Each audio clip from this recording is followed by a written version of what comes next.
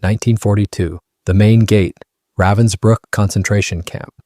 Prisoner Margarete Buber-Neumann was observing the woman standing on the platform. She was young, immaculately dressed in her SS uniform, with a demeanor that Margaret later described as perfectly normal. Her hair was neatly tied, her boots shined, and she carried a small, clean wicker basket, perhaps containing lunch or personal effects. She looked like a railway conductress or a postal clerk. This was not a caricature of evil. It was a smiling, self-possessed young woman who, only moments later, would oversee the savage beating of an elderly inmate for the crime of standing slightly out of line during roll call.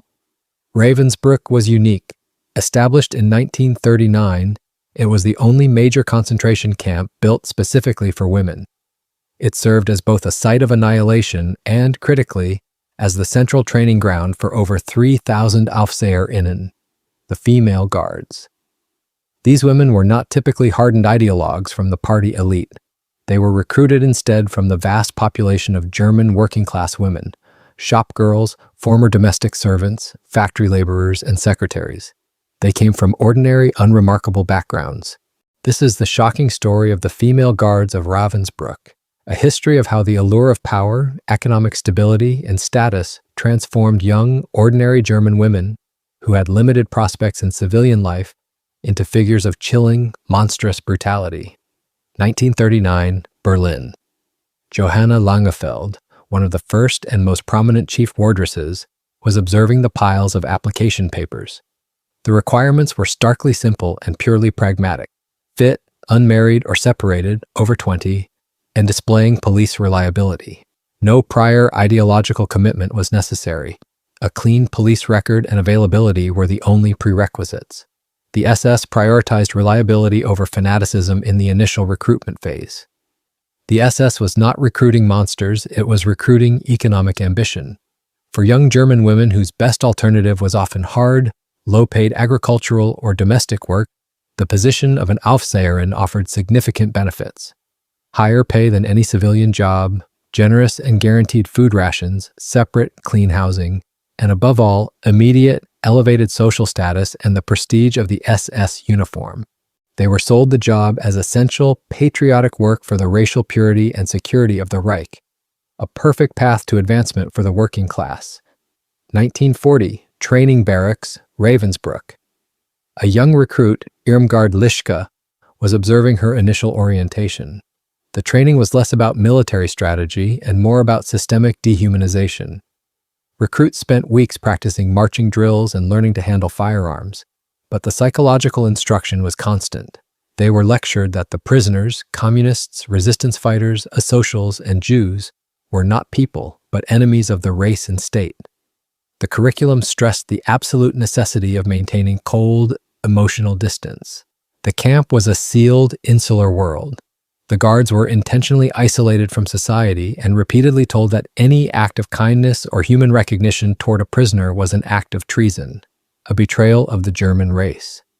Their superiors, almost exclusively male SS officers, openly modeled and encouraged a system of constant, casual terror, creating a closed loop where brutality was the accepted professional norm. 1943, Roll Call Square, Ravensbrück.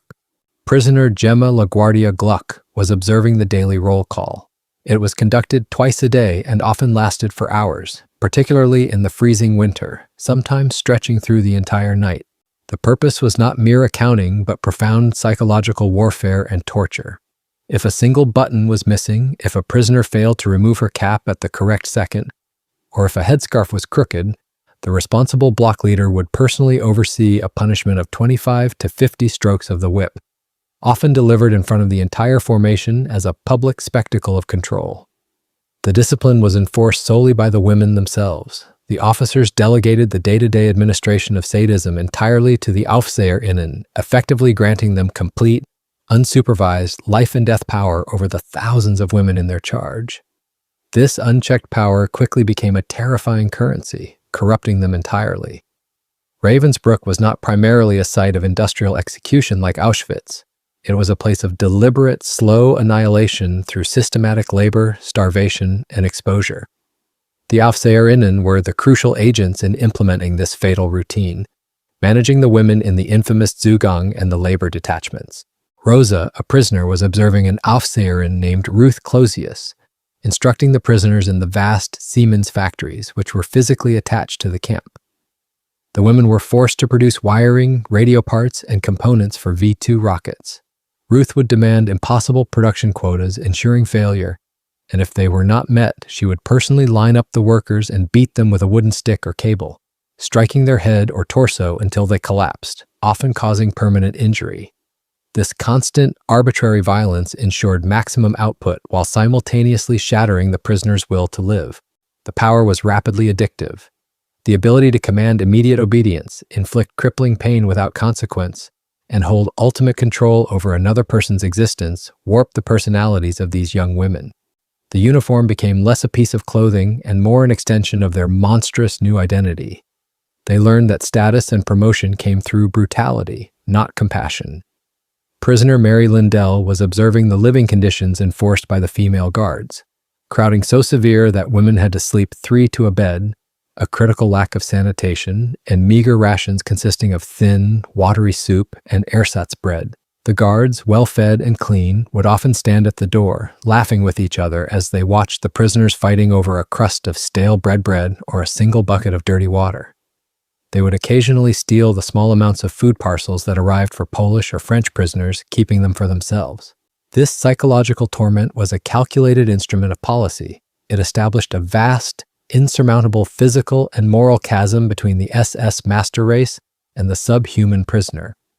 This daily demonstration of superiority was integral to Nazi racial ideology, reinforcing the guards' sense of racial entitlement. The most notorious acts were typically carried out by the senior women.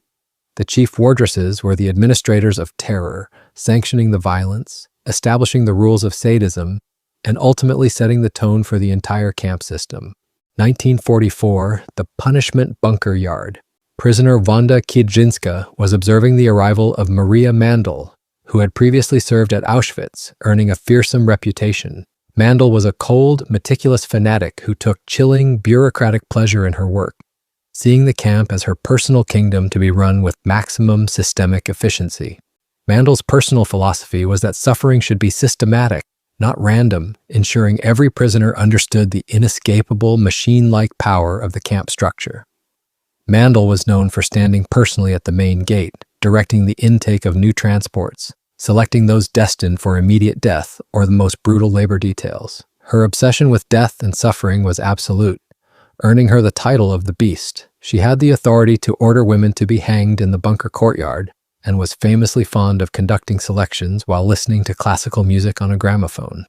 Another terrifying figure, Johanna Bormann, known as the Woman with the Dogs, kept her German shepherds deliberately starved and trained for aggression. Bormann would release the dog into the lines of prisoners for sport, commanding it to attack the women's limbs and throats during shift changes or marching exercises. Bormann's observation was that the prisoners were subhuman animals that required training and overwhelming fear to control, much like her dog. Her brutality was cold, calculating, and efficient, often using the animals to inflict the worst of the pain so she did not need to soil her own hands with the blood of her victims. The system deliberately promoted and monetized sadism. The women who showed the most zeal, the most willingness to beat, starve, and torment, were given better positions, higher pay, and crucial respect from the male SS commanders. Cruelty became the single fastest path up the career ladder for these otherwise unremarkable women, solidifying their commitment to the regime. A prisoner, Irene, observed the guards during the brutal, meticulous process of selection, where prisoners deemed too weak or ill to work were gathered for removal to the camp infirmary, a staging ground for death. The Aufseherinnen would drag the women out of the barracks by their hair, laughing and joking with one another as the victims begged for their lives and for a crust of bread. This casual administrative murder was the final devastating expression of their moral decay and transformation. The use of privileged prisoners as capos was also meticulously managed by the Aufseherinnen. They would pit prisoner against prisoner, offering tiny, life-saving privileges, like a bit of extra soup or a warmer blanket, in exchange for maximum brutality against their fellow inmates, further deepening the moral and psychological degradation of the camp structure itself.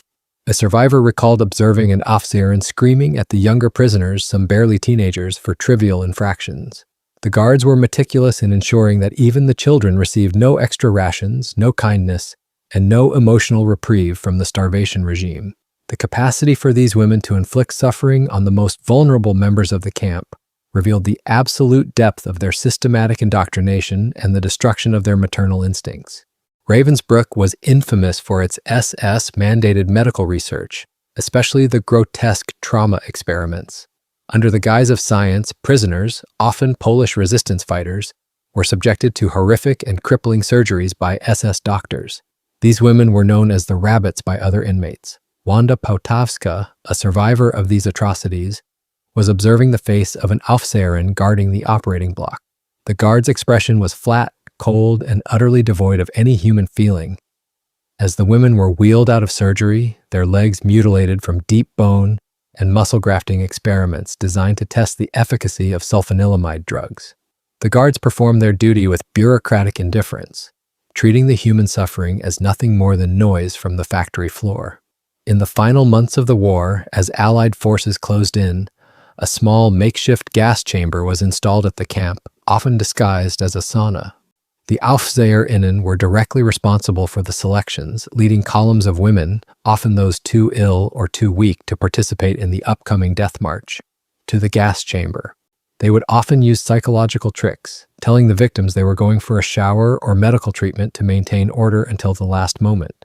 The chilling observation here is the calculated, quiet efficiency of the final stage of annihilation.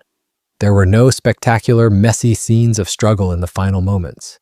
Only the quiet, systematic processing of the condemned by these normal women in starched uniforms, demonstrating the ultimate triumph of bureaucracy over humanity. As the Soviet army approached, the SS desperately ordered the evacuation of the camp. The death march began. Prisoner Dr. Margarete Buber-Neumann was observing the Aufseherinnen on the march. They were surprisingly nervous, no longer holding absolute power in a secured compound, but they remained absolutely merciless, desperate to maintain control to the bitter end. The guards shot anyone who stumbled, anyone who tried to drink from a ditch, or anyone who simply collapsed from exhaustion and could not continue. They were determined to deliver their human cargo to the next destination or ensure they were dead, desperately trying to maintain the fiction of order and duty as the Third Reich crumbled around them. The march was the final, desperate exhibition of their monstrous power. Even in total defeat, they clung to the immense, fatal privilege of life and death over the prisoners they marched into oblivion, demonstrating their final act of loyalty to a dead regime. Survivor testimony immediately confirmed the sheer daily scope of the female guards' brutality. They were central to the system of murder, starvation, medical experimentation, and psychological torture. Estimates suggest over 92,000 women died under their collective watch, making Ravensbrück one of the most deadly places in the Nazi system.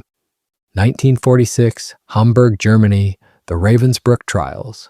A newspaper reporter was observing the defendants in the crowded courtroom, many looking shockingly unremarkable. The chilling fact was that many of the Aufseherinnen looked exactly like the normal German women who filled the streets outside. They were not inherently different.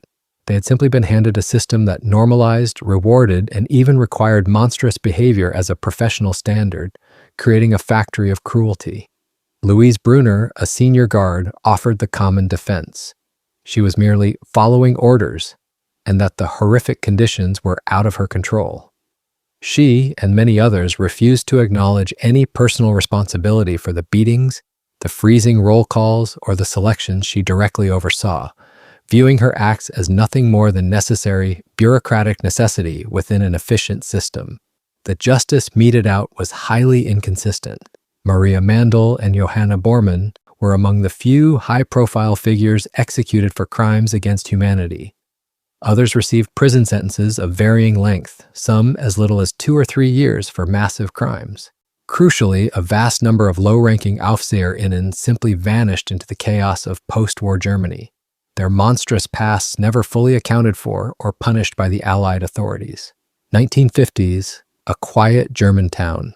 A local woman recalled observing a former, lower-ranking Aufseherin working a normal civilian job, perhaps in a grocery store or a municipal office. The transition back to ordinariness was alarmingly seamless for some. These women shed the uniform, discarded the ideology, and actively attempted to bury the horrific choices they had made deep within the trauma of the post-war German memory. The legacy of the female guards of Ravensbrück is a devastating and universal truth, that the capacity for monstrous cruelty is not confined to a handful of psychopaths, but can be systematically manufactured, encouraged, and sustained within a totalitarian regime given the right combination of economic incentive, social status, and absolute unchecked power.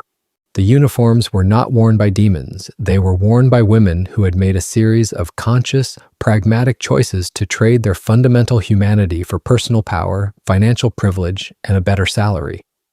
Their choices haunt history as a terrifying testament to the chilling ordinariness of radical evil. Today, Ravensbrück stands silent. The watchtowers remain. The lake still reflects the sky that once hung over smoke. Visitors walk through the barracks, reading names, photographs, fragments of letters. On the walls are images of both prisoners and guards, faces that could belong to anyone. There are no monsters here, only choices. Choices made by people who believed they were ordinary. The female guards of Ravensbrück remind us that cruelty is not the absence of humanity, it's the corruption of it. That under the right system, even decency can be twisted into violence. And that perhaps the greatest horror of Ravensbrück is not what those women did, but how easily they became capable of doing it. As Christina Jawolska once wrote, "The danger is not that they were different from us. The danger is that they were the same."